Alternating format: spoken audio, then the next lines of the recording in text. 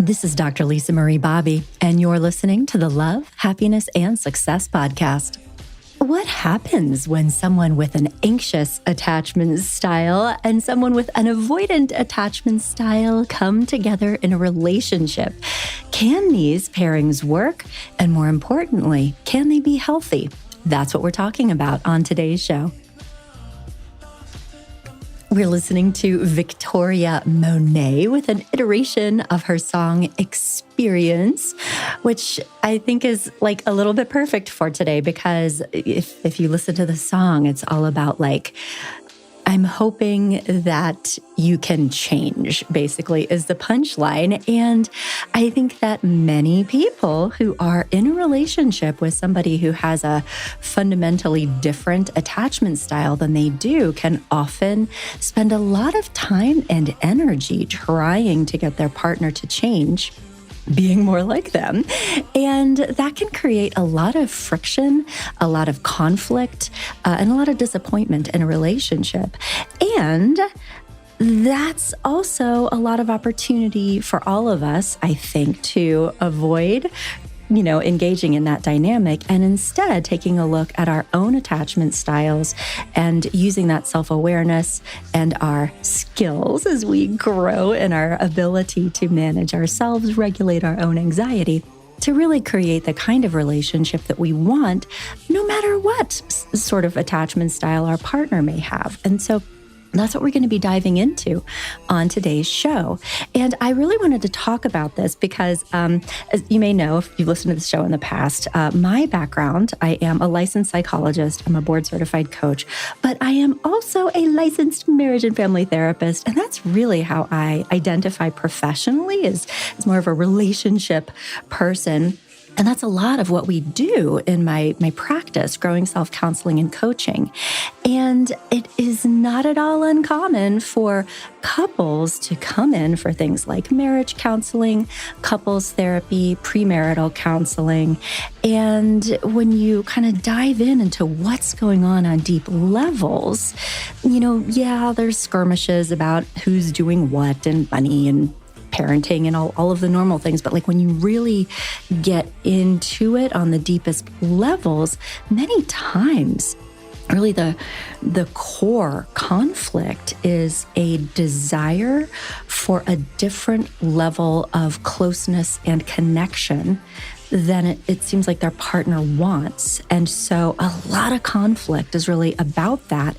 And interestingly, when we can work on relationships at this very deep level and help people feel more connected in a comfortable way, a lot of the anxiety, a lot of the pain that had been fueling conflict about, the day-to-day stuff, it kind of just fades away. When people are feeling comfortably connected, there's less to fight about. They're more resilient. They're better able to solve problems. And, whether or not the dishwasher is unloaded in a particular way at a particular time, it is much less like symbolically fraught in terms of what it means about the relationship. That do you care about me on the one side or you're trying to control me on the other? When we can really, work with people at the attachment level, it's just much less dramatic all the way around. So I hope that this podcast today gives you some insight into yourself and your partner, and hopefully some actionable ideas to take with you. And I also wanted to do this show in particular because we've talked about attachment styles in relationships in the past. I refer you back to a couple of other podcasts I've done on the subject over the years. I think there was just attachment styles in relationships with one of them, which you can find if you want to scroll back through the podcast feed. Or, of course, you can come to my website, growingself.com, go to the blog and podcast page, and then find the Love Collection, where if you tap on that, you'll find all kinds of different content collections about just different aspects of relational work. And so So communication that connects, there's a lot about attachment. Also, I think growing together, that content collection has a lot of both articles and past podcasts around attachment styles and really, the kind of growth work that we're going to be talking about today, which is how both people in a relationship really need to work on their own self-awareness and their own ways of being in relationships in order to have a really satisfying partnership. So you can find any articles or podcasts that I'll be referring to over the course of our time together today there. And of course, it's all free, all for you. So I hope you check it out. But I haven't yet talked about the not uncommon situation where people with really differing attachment styles come together in a relationship and the kind of unique stress that can cause, particularly if one or both people aren't really aware of their attachment patterns and the cycle that they're creating together. And specifically, that would be somebody who trends towards an anxious attachment with somebody who tends towards a more avoidant attachment style. And so, again, in couples counseling and not uncommonly, when I'm doing work with people who are going through a divorce or a bad breakup, that often can be part of the story because these relationships, these opposite attachment style pairings are often characterized by one partner really wanting more connection, more intimacy, more time together, more commitment, and another partner who is not feeling that way. They want maybe more space, more freedom, and they feel kind of drained by anyone who wants more from them, needs them intensely. And so they start pulling away from a relationship. And that, of course, makes the anxious partner feel even more anxious. So you can see where this goes. But the reason why this is also quite complex is, and this is the part that's very difficult to wrap your arms around, I think, for many people, is that it's also true that whenever anybody has a pronounced attachment style on either side, either more anxious or more avoidant, it will always create a polarizing dynamic in the other person. So, for example, if somebody who's fairly anxiously attached is in a relationship with a very securely attached person, someone with a secure attachment style, the presence of their anxious behaviors will pretty reliably push that more secure person to become more avoidant. It makes them pull away because the anxiety stuff is really intense. It is also true that you can take a person with a very secure attachment style and put them in a relationship with somebody who is quite avoidant, withholding, rejecting, critical, and observe how anxious they will always become in response to that relational dynamic. And the way we perceive our partners is different based on our attachment style. If you tend to have a lot of anxiety in relationships, you will always want more from your partner, and you will experience them as avoidant and withholding, whether or not they actually are. Yet, furthermore, an avoidant person will experience their cat as being unreasonably needy and demanding, and will look wistfully at other cats and imagine that those other cats are better than their cat. It's just kind of the way you're built. And then to make things even more complex and difficult to sort of get clarity around, when two people are in a relationship where there is tension, when there is distress, when there is any kind of conflict, most of the time, even to perfectly attached people, not that there is such a thing, but people who don't have attachment issues will polarize into this pursue withdraw dynamic because of the conflict itself. That's just really normal and expected and not indicative that somebody has, core issues around attachment stuff. It's just what happens.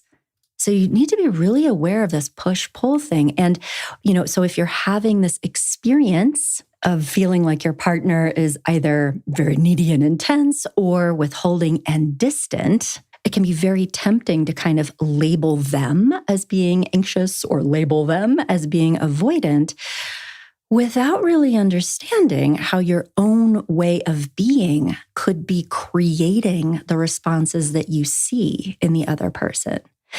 So, there's a lot here. And it can honestly be complex and take some time to figure out what is really going on.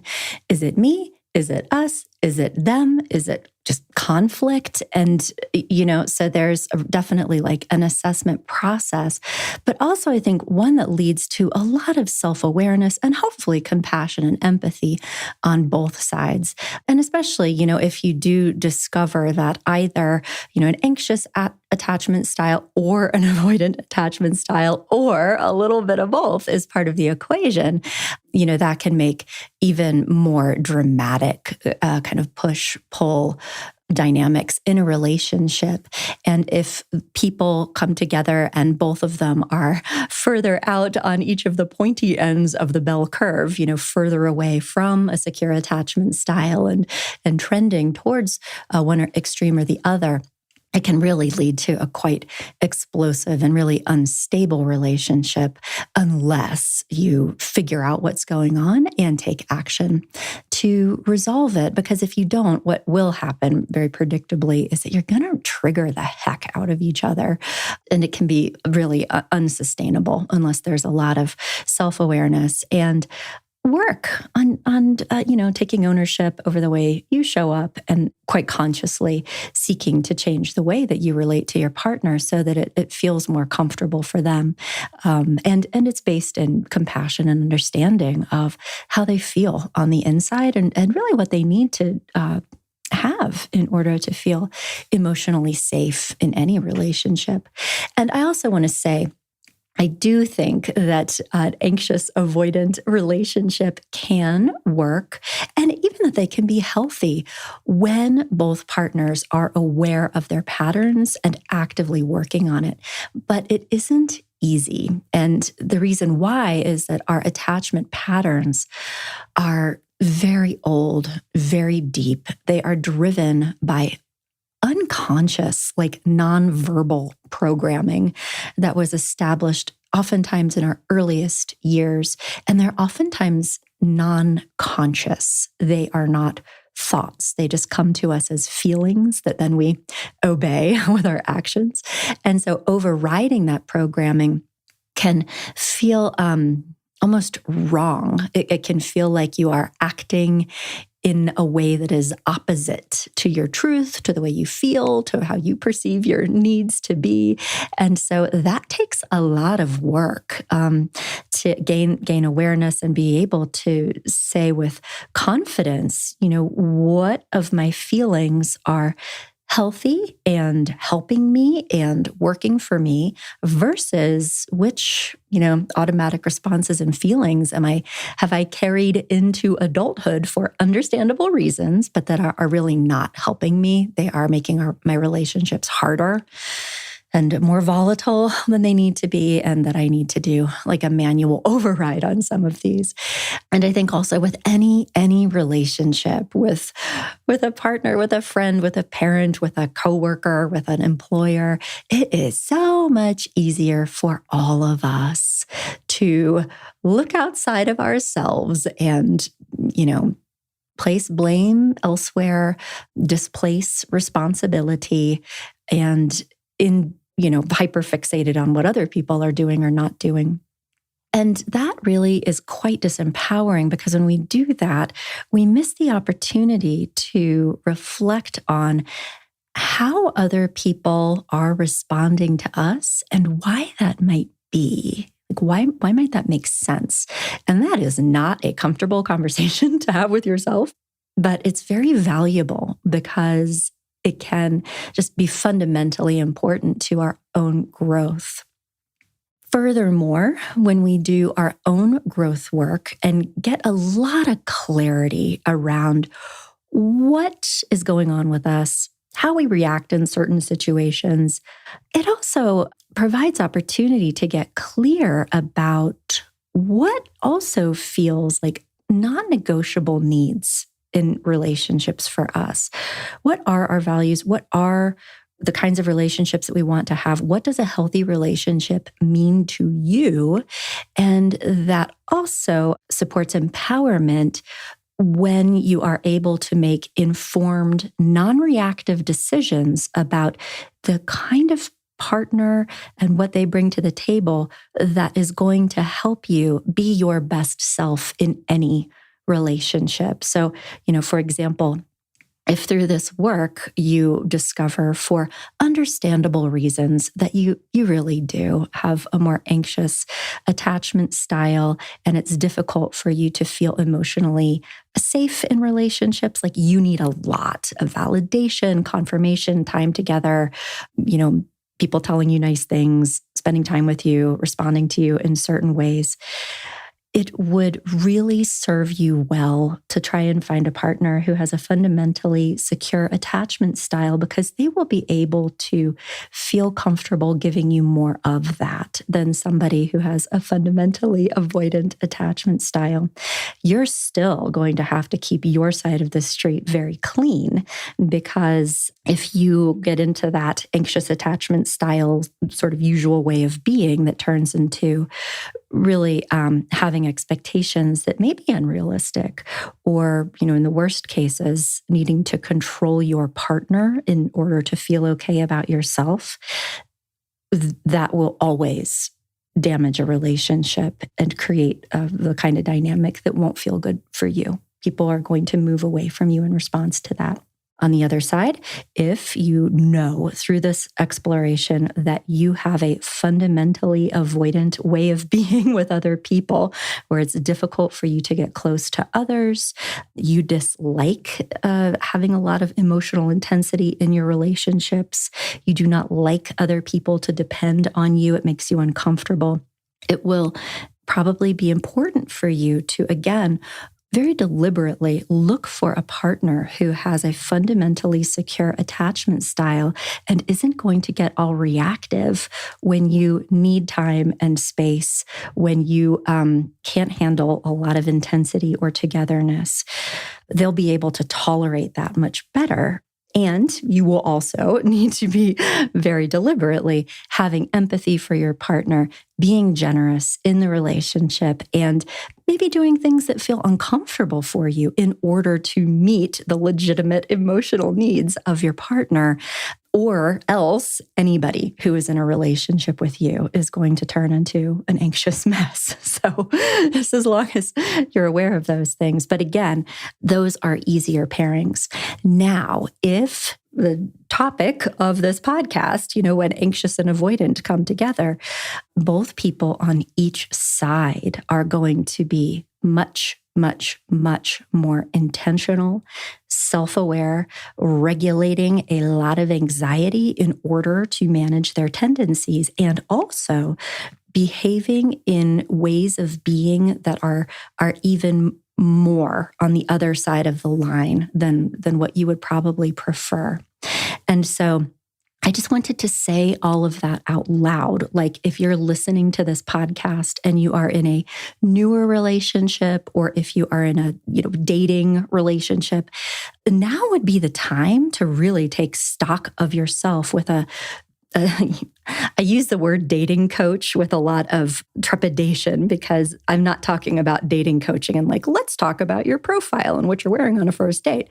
What I think of about dating coaching, the kind of dating coaching that we do here at my practice, Growing Self, is that it's a very experienced, knowledgeable therapist who focuses on relationships, kind of deep, therapeutic kinds of things, but talking about that and helping people make changes on really substantial personal levels that then help them create healthy relationships going forward, like healthy new relationships. So when I say dating coaching, that is what I mean. But to work on that sort of level around who am I, who do I need to be, what kind of partner do I need to have, maybe to back up from the active dating place until you've done some of that personal growth work, and then can go into new relationships with a lot more clarity around what you really need and also who you really need to be in relationships for them to be healthy.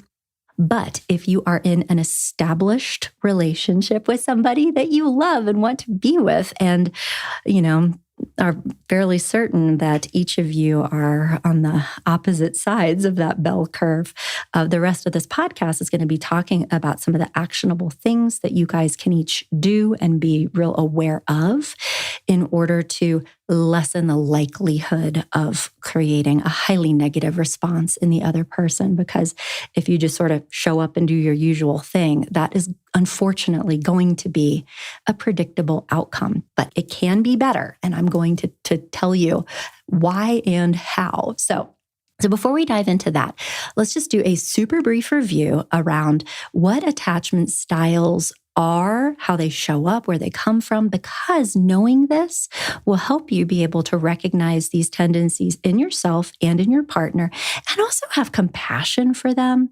Again, it can be quite easy and sometimes gratifying to label other people without really understanding, why and how it makes sense. And the punchline here is that all humans are built to bond. And from the moment of our birth, we as infants are come out with this very strong desire and need, like biologically based need, to develop a strong, powerful attachment bond with at least one primary caregiver who is there for us, who meets our needs, who helps regulate us emotionally, who is soothing, who is kind, and is the strength of that attachment bond, that like survival of the species kind of stuff. It happens on that deep of a level, right? A mother or parent has to be fully devoted to meeting the needs of their child through love, right? Doing the right thing for somebody else, making somebody's needs, rights, feelings more important than their own for a little while in order to literally raise a healthy child. That's a requirement. And that attachment bond is what makes that happen. So children become very attached to their parents, parents become very attached to their children. And in a perfect world, this leads to a secure attachment style where a infant, young child has experiences with caregivers that lead to a fundamental just truth when it comes to understanding other humans of, I am worthy of love and respect. I can count on other people to meet my needs. I trust that other people are going to be available, are going to be safe and responsive to me. I am fundamentally good. Other people are fundamentally good. And none of this is conscious. This is just emotional wiring that when you are with other people, you feel safe. And you also have a capacity to be safe to others. It's feels safe to be close to other people, to care about other people, to help other people. And there is no such thing as a perfectly secure anybody. There is, if you imagine a bell curve, so there's a kind of top of the bell curve and then equal distribution usually on both sides going out into like the pointy end of a bell curve. And most people are not exactly in the center of that bell curve, but the majority of people are a little bit to one side or the other of that secure attachment style. You can be fundamentally securely attached and perhaps have grown up in a home where maybe there was a little bit more emotional distance, or you had sort of more strict authoritarian parents that were harder to get close to emotionally and still be just fine. You can also grow up in a home where, maybe your caregivers weren't completely reliable or consistent, or they could be kind of mercurial, but fundamentally responsive, caring, loving. So maybe you need a little bit more validation in some of your relationships, but you still fundamentally have a secure attachment style. It feels more comfortable for you to have a lot of closeness, right? So there's lots of ways that secure attachment can look, is what I'm trying to say. And when you have this attachment style, you feel okay being close to people, and you also feel okay being having some space in your relationships. You don't need a ton of closeness in order to fundamentally feel okay about yourself or confident that you are loved. There's like this interdependence.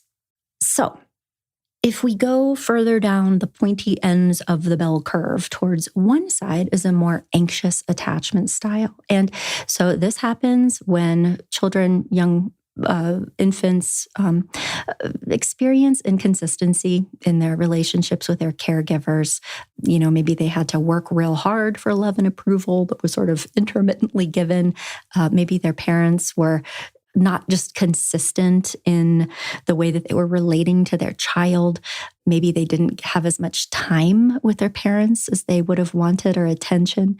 And so somebody with an anxious attachment style is going to struggle a little bit more with just fundamental feelings of self-worth, may feel preoccupied in relationships with their partner's availability, may be worried about the possibility of abandonment, may have trust issues, and really wants their partner to be reassuring them that they are worthy of love. So I'm paying attention to you, I'm texting you, I'm talking to you, I'm showing you actively that I love you and you're okay. So they're seeking a lot of closeness in relationships and just feel stressed. They feel worried. If they're with somebody who's not real demonstrative and available, they can feel threatened. And also what tends to happen is that they try really hard to be worthy of love, to get attention. They often feel quite disappointed by people not loving them the way they want to be loved. And what this can often turn into in relationships is anger, is even controlling behaviors where I need you to do this for me. I want you to be closer. You are not taking care of me. I feel unloved by you. You hurt my feelings, a lot of this.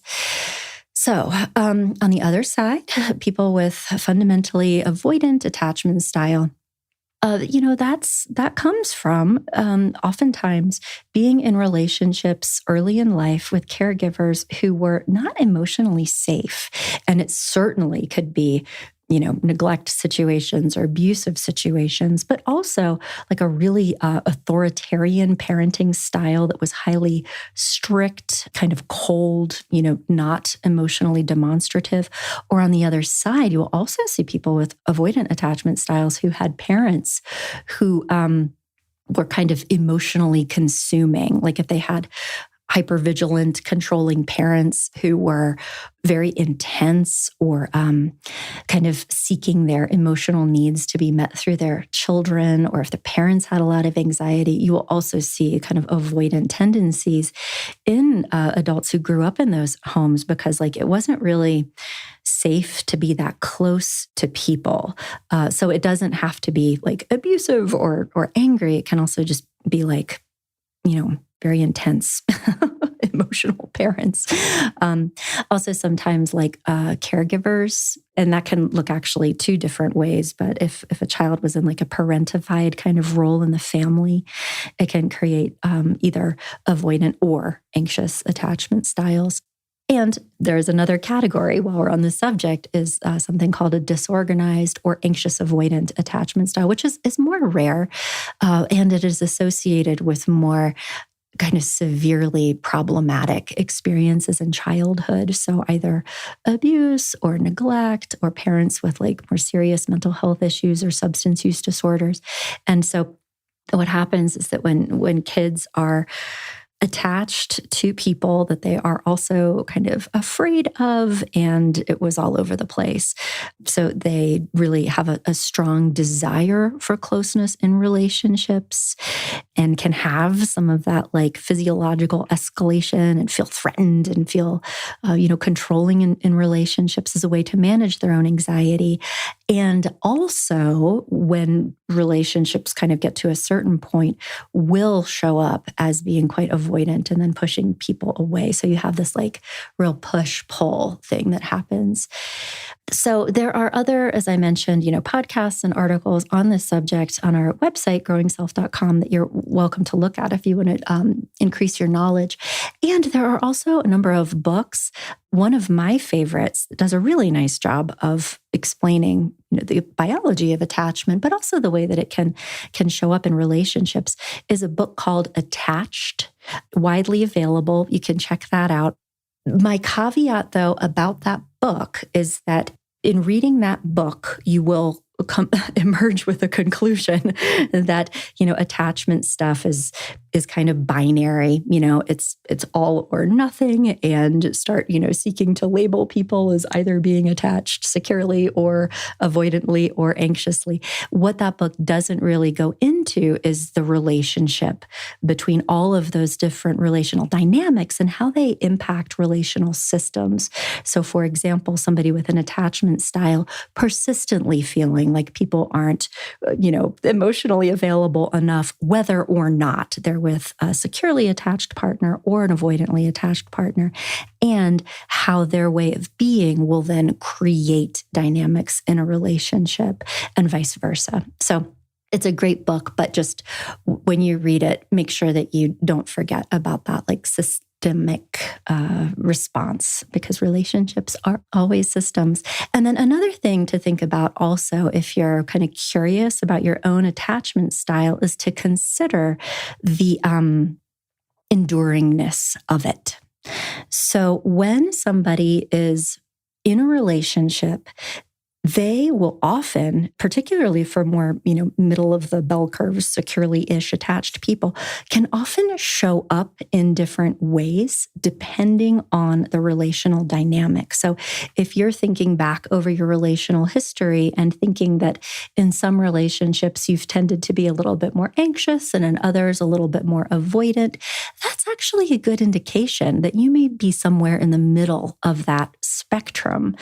Versus if you're thinking over your relationship history and it feels like, you can find examples of pretty much always having been a certain way, no matter who you're interacting with. Is it a boss that you're wanting more approval and, emotional intimacy from? Is it a friend that you are always feeling like your friends are sort of needy and demanding? Again, going into like the pet thing. I wasn't actually kidding about that. The qualities that people project onto their pets and the things that they want from their pets are often fairly indicative of attachment style. So like if you're super into reptiles, you may have avoidant tendencies. If you, walk around with a fleet of 5 dogs who are all over you all the time, could be anxious. It's like, so thinking about what your typical patterns are across the board, not just specific to one relationship, that will give you clarity.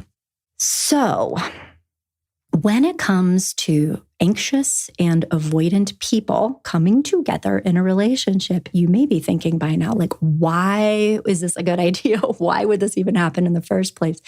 And it really does make sense when you look at how people kind of present, particularly in early stage relationships. So, the first even like year of a relationship, there's a lot of magnetic pull between these two attachment styles that, again, makes a lot of sense, but that tends to create problems as relationships become more serious and long-term down the road.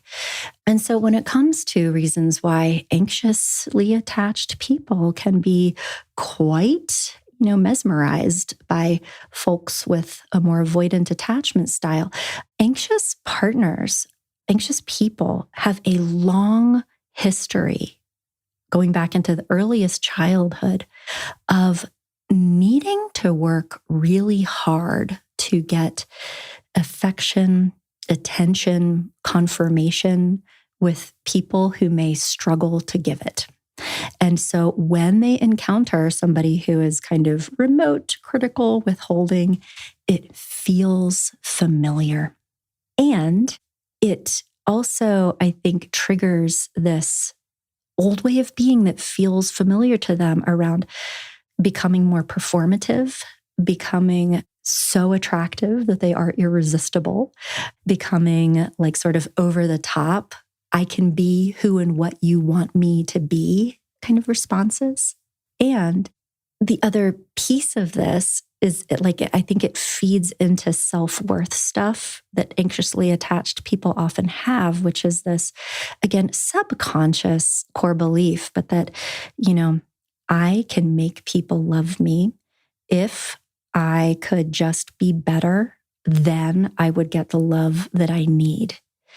Versus being able to see somebody and say, I don't know that that's an emotionally healthy person. And I don't know that I'm ever going to get my needs met there, which I think a more securely attached person would be able to experience. Like, I think there's something up with you. Somebody who has an anxious attachment style will generally blame themselves for how other people are in relationships and kind of work harder to fix that. And then furthermore, on the other side of that equation, people with anxious attachment styles often want or feel excited about people who are charming, witty, energetic, kind of larger than life folks. And oftentimes people with avoidant attachment styles, because, they haven't been able to get a lot of their core needs met through relationships, will find ways of getting that through other parts of their lives, like so through career, physical fitness, and health. And so on the surface, they seem super amazing. And they're often great, like talkers, they tell funny stories. They can often be very flattering and fun and charming. But so somebody with an anxious attachment style can look at that sort of avoidantly organized person and think, wow, they're so exciting. And then, all of their energy gets mobilized in trying to win the love and affection of that person. So that's often one of the reasons why that can happen. And then on the other side of that, why an avoidantly attached person might feel really attracted to somebody with an anxious attachment style. This is sort of hard to say, but in my experience, this has often been true. There can be like this love bomby experience on both sides of this equation. And people with an anxious attachment orientation can oftentimes come on real strong at the beginning of a relationship. And oftentimes, because they are working so hard to prove their lovability and worth, also seem really amazing. And one of the core kind of experiences of somebody with an avoidant attachment style is always thinking, there is this perfect person for me out there somewhere. The people that I've actually met are always kind of disappointing when I get to know them really well. But this like fantasy of this perfect person is very much part of the experience. And so when they first meet someone who has an anxious attachment style, who comes in with sparkles and bells and whistles, glitter cannons, they're like, oh, maybe that is this perfect person that I've always been imagining. And then the other thing too, I think, which is also terrible to say, but I want you to have all the information, that in my experience of working with people who have avoidant attachment styles, they tend to be very critical of others, and they will quickly understand the vulnerability of somebody with a real anxious attachment style. They will perceive the anxiously attached person as fairly easy to manipulate, particularly in the beginning stages of a relationship. They can say and do and be whatever you need them to be. It's fine. But they will also fairly early on be pretty clear that that person with the anxious attachment style is not their person. They perceive them oftentimes as being weak, being needy, being demanding, being fundamentally emotionally unsafe, but, probably fun to hang out with and working really, really hard to try to be a good partner, which feels nice for somebody with an avoidant attachment style because the power dynamic of that is very comfortable for them. In these pairings, the person with the avoidant attachment style will always have the upper hand position, and that in itself feels much more comfortable to them, much safer than any relationship in which they were not in the power position, because vulnerability or dependence is really something that feels quite uncomfortable for them. So these are all reasons why these partnerships can happen and also persist. And so it's just important to be aware of why. And, other attachment pairings can certainly happen. Two anxiously attached people can come together and feel extremely gratifying in the beginning because they're both giving each other everything and trying to be, hyperactively loving and giving and showing all of the love in the world. And the other thing, though, that will happen in longer term relationships is that this often becomes quite explosive because they're both craving this emotional enmeshment and validation and active love. And of course, because they are different people with different needs, they will not be able to be perfectly responsive or give each other, love in the way they each need it. And so that creates a lot of anger and reactivity on both sides.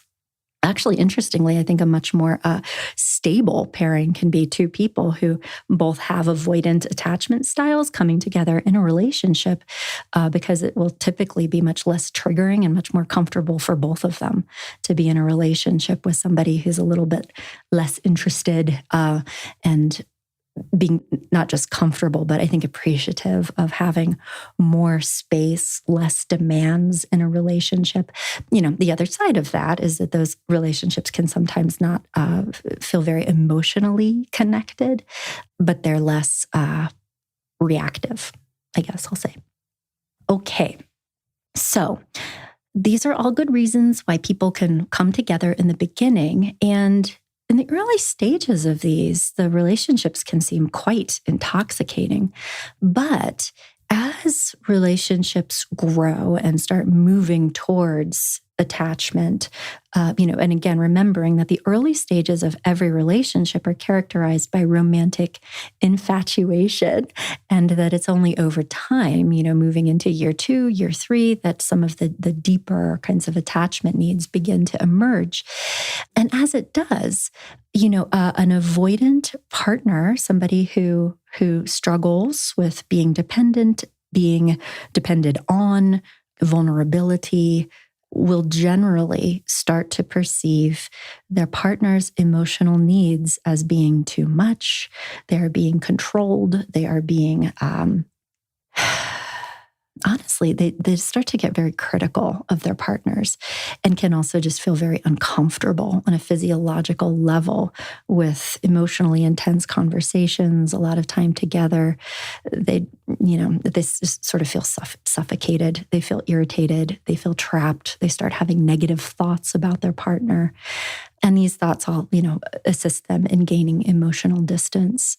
And as that happens, it will always create lots of feelings of anxiety for an anxious partner, and in the beginning, trigger them to work very hard for reassurance. So they may start working harder in the relationship, but it also frequently turns into a lot of pursuing behavior. So getting more intense about how they're expressing their distress, like kind of yelling louder, getting more insistent about their needs being met. And when the anxious partner pursues the avoidant partner, it really confirms the avoidant partner's fears of engulfment, and it tends to just perpetuate the cycle. And, either one of these people can ultimately end the relationship. I think when anxious people get so just angry and come to the conclusion that, there's something wrong with the avoidant partner ultimately, which is actually much healthier for them when they do that. Say, you know what, I'm working way too hard here. Go find your perfect person. We'll end that relationship, or certainly the avoidant person just moving away, breaking things off. So the way to fix this dynamic is by, first of all, understanding what you are bringing to the table, your own attachment styles, that's where the work really is. Understanding what you tend towards, understanding why that is, understanding what it feels like inside of you when it is happening, and being able to understand the impact that this has on other people. That is fundamentally where this work is. We cannot change our partners. And if you're in a relationship with somebody who has a, strong leaning towards one side of the equation or the other, the success of the relationship will depend on their interest and ability in doing their own work so that they can be a better partner for you. Your responsibility is doing your own work so that you can be a better partner for somebody else. And so if you have an anxious attachment style, that means working with an excellent therapist who can help you understand what kinds of things trigger you. Develop self-compassion, like why does that make sense? Maybe some old psychodynamic or inner child work even can be extremely helpful. And then develop self-soothing skills that are based on your ability to love yourself, your ability to validate yourself, your ability to manage your own feelings of anxiety and insecurity, and really recognizing that those are yours to manage, no matter who you're in a relationship with. And also doing some deep work around where those lines are, because it can be very, very confusing and unclear if you have an anxious attachment style to really get solid around what is your stuff versus what is actually a reasonable expectation to have of a partner in a relationship and what is not. And so mapping all of those things out can help you think your way through situations and be able to understand, oh, you know what? This is my old attachment stuff getting triggered, and this is not actually a danger situation. So what I need to do now is calm myself down and think about how I want to handle this in a constructive way with my partner that is, aware of what they need in order to have a good experience in this relationship with me, versus, is this actually something that anybody would feel not okay about? And if so, what do I do to manage my anxiety, first of all? But also, how do I address this in a productive way? Being mindful of what I need to do in order to create emotional safety for my partner. So it's a lot of work and specific things that somebody with an anxious attachment style can do to manage some of these, in addition to working with a therapist, very deliberately reminding yourself that pursuing or attempting to control your partner is not going to have the intended effect. It is going to make things worse. So, act the opposite way of how you might be feeling. Also, be challenging the thought patterns that tell you you are unsafe. Doing some CBT work can be helpful. Repeating a reassuring mantra can be helpful. Also, journaling, slowing down and writing through or talking through the thoughts that you're having, understanding how they're making you feel, and being able to slow down enough so that you can recognize those old patterns and be able to change them with intention. But again, additionally, getting clear about your own boundaries and needs and respecting those. So what do you really need from your partner? How much distancing are you willing to accept? And we need to, move towards the middle and compromise. We also can't disown healthy parts of yourself to avoid being abandoned, right? If that is part of the fear, and then being able to manage this tendency inside of you that is going to blame yourself and tell yourself that if you try harder, this could be better, just having some reality-based thinking about that. On the other side of this too, very similar work, similar in some ways, but for an avoidant person, is working with a therapist to understand, here's what happens inside of me when I start getting critical and when I start pulling away, when I start feeling disappointed by people. Like, what are realistic expectations to have in a relationship? Or when am I reacting out of avoidance stuff? Because if you don't understand that, you're going to be having negative reactions to people doing normal things in a relationship that will impair your ability to maintain relationships.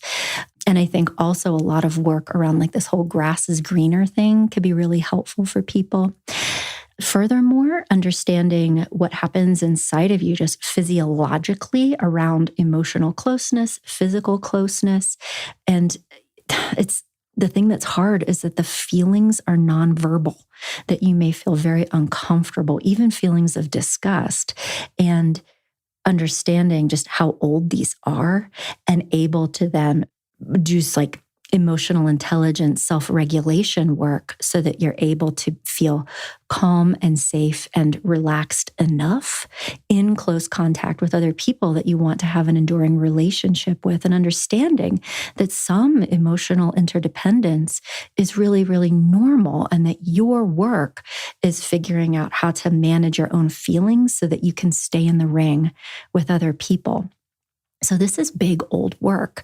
And also part of this work, I think, for avoidant people is learning how to manage their anxiety in such a way, particularly if you know your partner has an anxious attachment style, so that you can give them what they need. Validation, contact with you, words of affirmation, going out of your way to show them love and care, and understanding that you're not always going to feel like doing that. And some, practical strategies for somebody with avoidant tendencies is to notice and, maybe redirect yourself if you are having escape fantasies or wanting to zone out or pull away. Really checking in with yourself to see, is that actually healthy, or are you engaging in old patterns? Is it a reasonable expectation in this relationship for you to be moving towards your partner? And then how can you do that in ways that are meaningful to them? And expecting that because of your way of being, it is going to create anxiety in your partner. So before you label them as being unreasonable or demanding, being able to think about, what is it about the way that I am showing up that could be creating more of this inside of them? And is this a reflection of me really needing to be more emotionally available or feeling safer for them? And taking ownership of that, because it's very easy. It's very easy to blame others. And also to be communicating with your partner, maybe more than you think that you should. So if you are starting to feel activated and like you need space, say that out loud in a non-confrontational way and say, in order for me to kind of regroup and reset, I need a little bit of time. So I'm going to go into the garage for the next 3 hours, or I need to take a me day on Saturday morning, or whatever it is. And then I will be available to hang out with you for the rest of the day on Saturday. So tell them that you need to step back, but also be telling them when you're going to step back in. And furthermore, be keeping your partner in the loop as much as you can about how and when you feel triggered, and just, that if you need space, what's going on inside of you, because this transparency will help them have compassion for you and understand that, maybe you're pulling away or needing space is really a manifestation of your attachment stuff rather than a reflection of your feelings towards them, because that is the core fear that they're holding. So if you can talk about you, it helps your partner feel much, much safer. And that when you do feel regulated, or when you are stepping back, use that time to get some clarity around what that was about. Like, is there something going on in the relationship that feels like a real relational issue that needs to be addressed and needs to be corrected in order for you to feel safer? Like, does this feel like a non-negotiable thing? Or was it just a avoidant attachment style thing? And, whatever the outcome of that reflection is, then you can have a constructive conversation about that with your partner. So that can be an important part of this work too. And certainly, journaling, talking to a therapist. You may be an internal processor. So spending time alone, going on a walk, taking a shower, the more that you can do to be self-reflective and self-aware, the better. This is where true love comes in, everybody. True love isn't a feeling. It is a choice. And true love is what we do when we are acting in the best interests of our partner. And we do not do those things because we feel like doing them. We do those things because we know that they are the right thing to do. And they're based on our values. They're based on our self-awareness. And so anytime that you have an anxious-avoidant pairing, you need to expect to be doing that, which is loving your partner in ways that are meaningful to them and that may not feel natural or easy for you.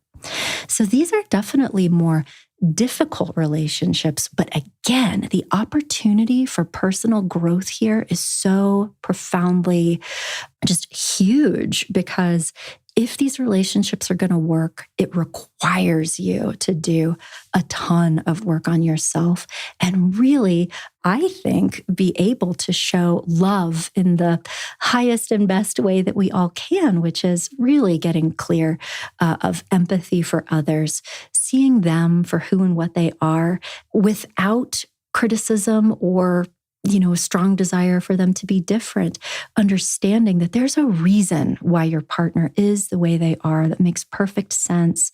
We are all sort of wounded in our own ways, and that true emotional intimacy is being able to see and appreciate your partner for who they are, right? Not focusing on who we wish they were, and also able to have a lot of gratitude and appreciation for their strengths. So not, in spite of what they've been through, but because of it. And how do we then build on all of those positive aspects to build a really strong and, mutually satisfying relationship for both people? So again, it does take more work. It is very valuable work. And I sincerely hope that, listening to this today has helped you gain some just insight and self-awareness. But also, if there's one big takeaway, it's this is a lot of work part. So just understand that if you've recognized any of yourself in these things, really important for you to connect with a great therapist individually who can help you both do this deep work, and also ideally a great marriage and family therapist who can help you both have constructive conversations about how you're each kind of showing up in the relationship with a lot of skill building and instruction around what are the things that you each need to be doing differently day to day in order to help your partner feel more safe and comfortable with you. So there's a lot here. But again, thank you so much for spending this time with me today. I hope it was valuable for you. Find more resource sources on my website at growingself.com, and I'll be back in touch with you next week with another episode of the podcast.